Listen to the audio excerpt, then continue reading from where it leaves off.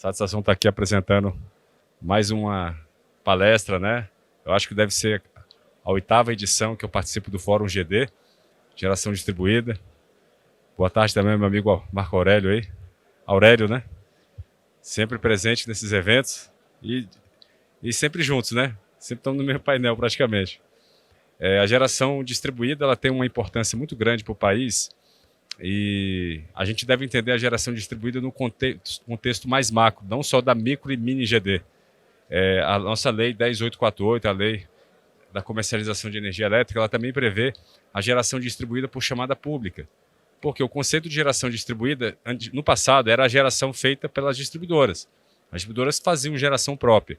Depois houve a separação da atividade de geração e distribuição, e nós temos a possibilidade, desde da Lei 10848, 2004, dessa geração distribuída, que na verdade não foi para frente, mas traz esse conceito da geração distribuída como sendo a geração que é injetada na redistribuição, certo? Então esse é o conceito amplo que que eu quero tratar hoje, que é a geração de energia a partir de resíduos. Por que eu estou dizendo isso? Porque a chamada pública para GD, que é uma previsão legal regulamentada pela ANEEL desde o ano passado, ela prevê, através de um valor de referência, a contratação de uma usina por meio das distribuidoras, por chamada pública, um contrato de longo prazo, onde você consegue financiamento para a usina. Então, há uma modalidade, não tem limite de potência instalada, e tem a modalidade RSU, tem um VRS, que hoje atualizado é R$ 750 o megawatt-hora. Tá? Então, vamos passar aqui, falar um pouquinho da Brem. A gente integra o Global Waste to Energy Research and Technology Council, né? É um centro de tecnologia e pesquisa que atua em 26 países. Eu também sou presidente do WTRT para o Brasil e vice-presidente do WTRT para a América Latina. Nós temos 3 vice-presidentes que atuam no mundo, um fica na Alemanha, outro no Canadá, e eu trato da América Latina. Nosso presidente, que assumiu esse ano, é o Juan, ele fica na China, ele lidera o maior centro de pesquisa tecnológica em Waste to Energy do mundo, um laboratório imenso em Shenzhen, na universidade, que fica na China. Inclusive, em novembro desse ano, teremos um congresso lá para discutir, né, essas novas práticas e melhorias em eficiência na geração de energia a partir de resíduos. E o nosso presidente emérito da WRT, o Dr. Nicholas Temes, é o acadêmico mais citado na literatura, hoje aposentado pela Universidade de Colômbia. A Brem também tem muitos parceiros, né, e associados. A gente conta com 50 empresas associadas, que vão desde a parte de consultoria, estruturação de projetos, estruturação de concessões municipais, consultoria na parte de engenharia, ambiental, jurídico, regulatório, leilões e também fabricantes de máquinas e equipamentos, EPCistas e operadores. Basicamente, os associados da Brem representam a tecnologia de combustão para geração de energia elétrica, gasificação e pirólise com a participação bem menor, só 2 associadas, e também a produção de combustível derivado de resíduos, CDR, que através do coprocessamento é uma fonte energética para alimentar os fornos de clinker. Clinker é a matéria-prima principal para fazer o cimento Portland.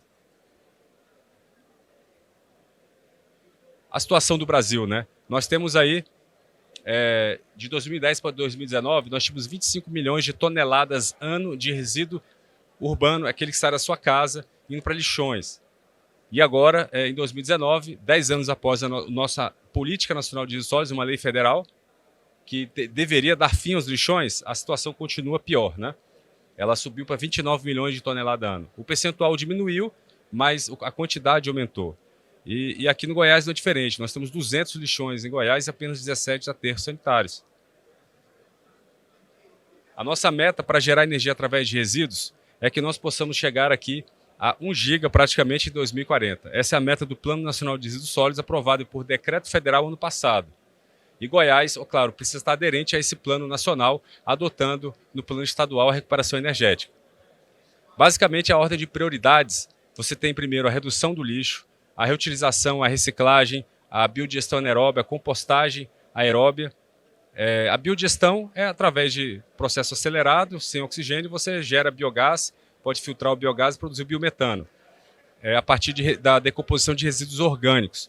Já a compostagem é aquela que você conhece, dá para fazer na sua casa, você fica remoendo a terra, o solo, por alguns dias com matéria orgânica, você produz adubo, mas não produz energia.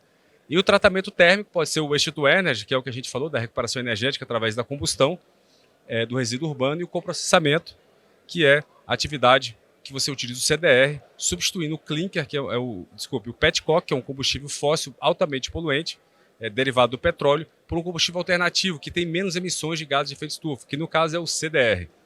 Então, isso é uma agenda global de redução de gases de efeito estufa também, né?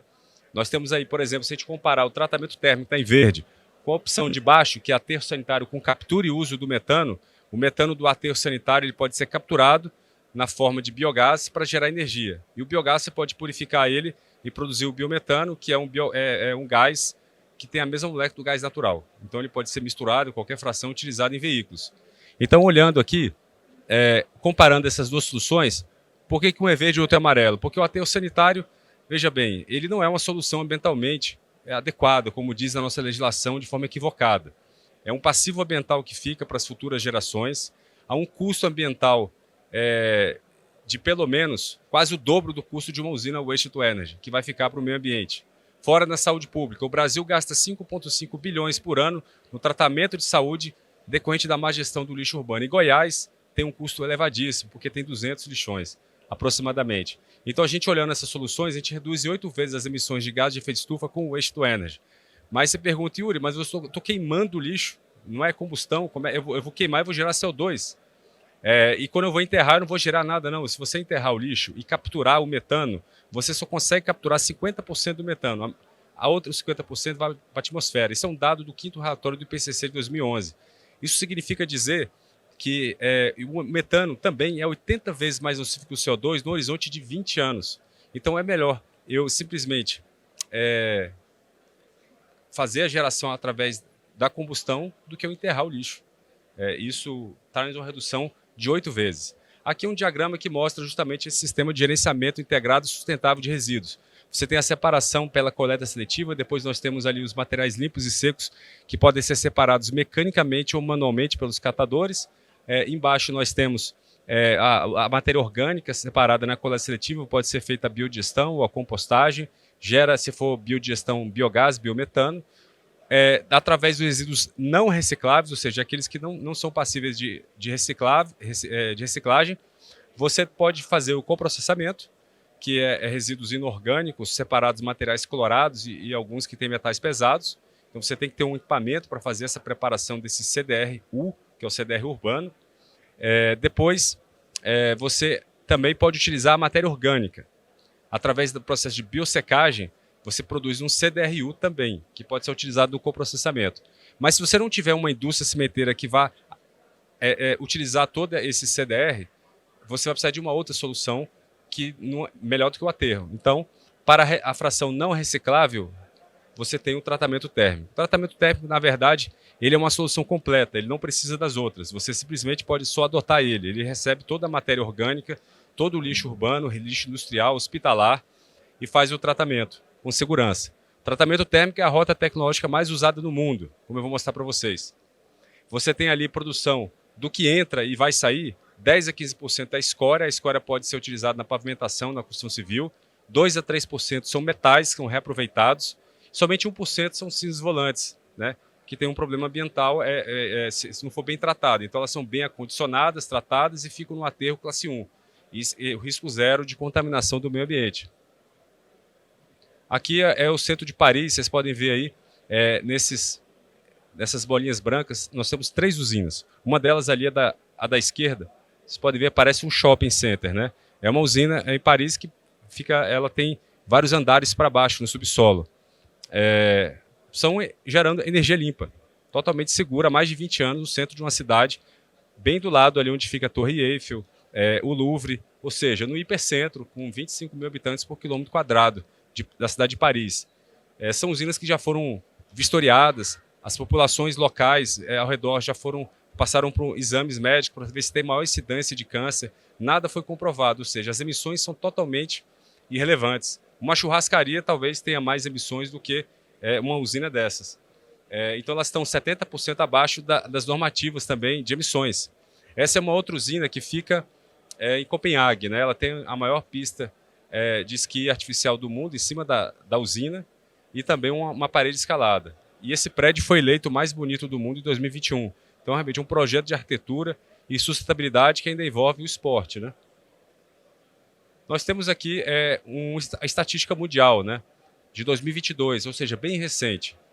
São 1.026 plantas no Japão, a China tem 622, aí Coreia 256, mas em quantidade de milhões de toneladas ano de resíduo que vai para o tratamento térmico, muda um pouco o percentual, né? Aí a China é o maior, é o líder mundial, com 229 milhões de toneladas ano. Para vocês terem ideia, o Brasil produz 82 milhões de toneladas ano de resíduo sólido urbano. Então a China está tratando quase 3 vezes o nosso lixo e gerando energia, quase 2 Itaipus de energia limpa a partir do lixo. Que se não fosse gerada energia, seria depositado no meio ambiente, deixando um passivo ambiental e danos socioambientais para a sociedade, né? Para cada R$1 investido em waste to energy, essa tecnologia, você economiza R$3. 2 no meio ambiente e 1 na saúde pública. Nós temos aí Estados Unidos 29, né? Alemanha 27 milhões de toneladas ano. Essa é a estatística por quantidade. Agora, para vocês terem uma ideia, aonde temos essas usinas? Olha, nós temos usinas de waste to energy no Vietnã, no Sri Lanka, temos no Irã tem 5 usinas, né? Na Índia tem 11, Malásia 5, e temos também na Etiópia. E aí eu pergunto, por que a gente ainda não tem no Brasil? A verdade é na América Latina inteira. Vocês podem ver ali em roxo, né? Não tem nenhuma usina.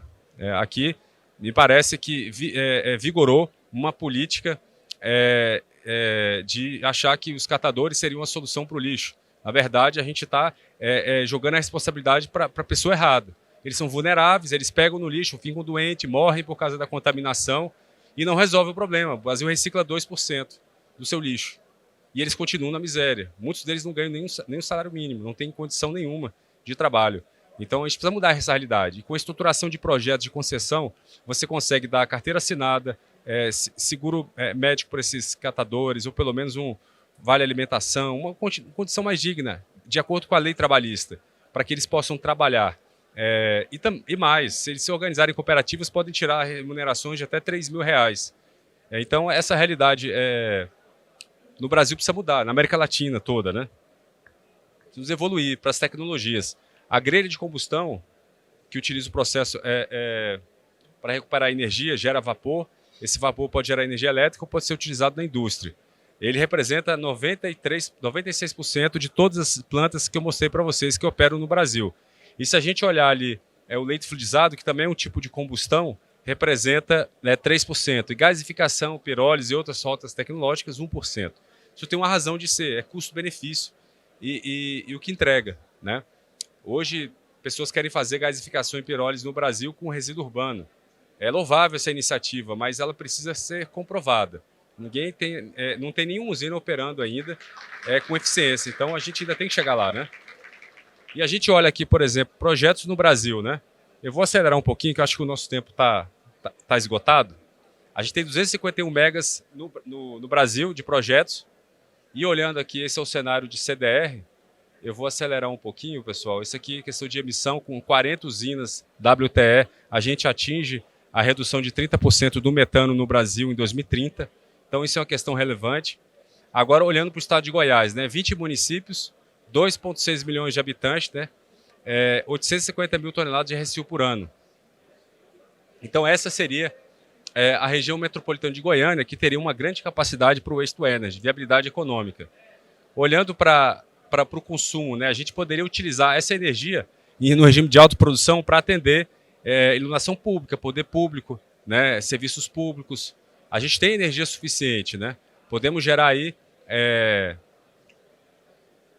uma quantidade suficiente para atender serviços públicos. O capex da usina seria 3,8 bilhões, seria uma usina de quase 70 megas de potência instalada para atender aqui em Goiânia. E para concluir, pessoal, a gente olha aqui o cenário de aterro sem aproveitamento do biogás, né?